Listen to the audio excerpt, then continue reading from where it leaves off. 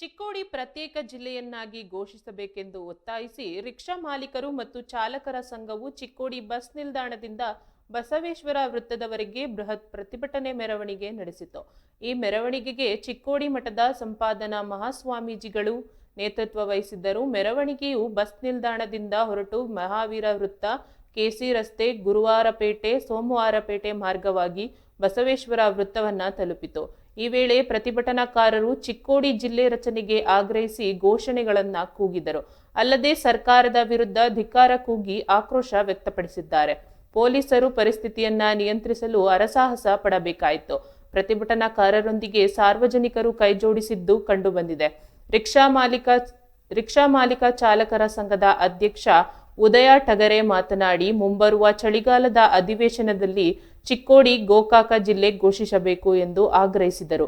ಒಂದು ವೇಳೆ ಈ ಬೇಡಿಕೆಯನ್ನ ಈಡೇರಿಸದಿದ್ದರೆ ಉತ್ತರ ಕರ್ನಾಟಕದ ಎಲ್ಲ ಸಂಘಟನೆಗಳನ್ನ ಒಗ್ಗೂಡಿಸಿ ಉಗ್ರ ಹೋರಾಟ ನಡೆಸುವುದಾಗಿ ಸರ್ಕಾರಕ್ಕೆ ಎಚ್ಚರಿಕೆ ನೀಡಿದ್ದಾರೆ.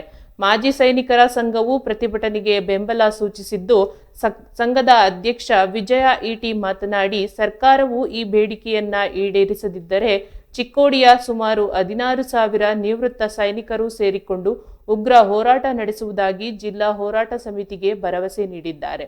ಈ ಮೂಲಕ ಸರ್ಕಾರಕ್ಕೆ ಎಚ್ಚರಿಕೆ ನೀಡಿದ್ದಾರೆ. ಮೆರವಣಿಗೆಯಲ್ಲಿ ರಿಕ್ಷಾ ಮಾಲೀಕ ಚಾಲಕರ ಸಂಘದ ಪದಾಧಿಕಾರಿಗಳಾದ ರಫೀಕ್ ದಡ್ಡೆ, ಮೋಹನ ಸುತಾರ, ಇಲಿಯಾಸ ಮುಲ್ಲಾ, ಅಶೋಕ ಖೋತಾ, ಮಾಜಿ ಸೈನಿಕರ ಸಂಘದ ಭೀಮಪ್ಪ ಮನಗುಳಿ, ರವಿ ಕೊಟಗಿ, ಸುರೇಶ ಕಡಹಟ್ಟಿ ಸೇರಿದಂತೆ ಅನೇಕ ಕಾರ್ಯಕರ್ತರು ಭಾಗವಹಿಸಿದ್ದರು.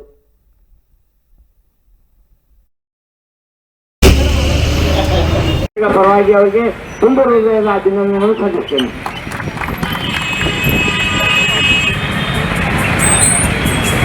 ಈ ಹೋರಾಟವನ್ನ ನಾವು ಮುಂದುವರಿಸ್ತಾ ಇದ್ದೇವೆ.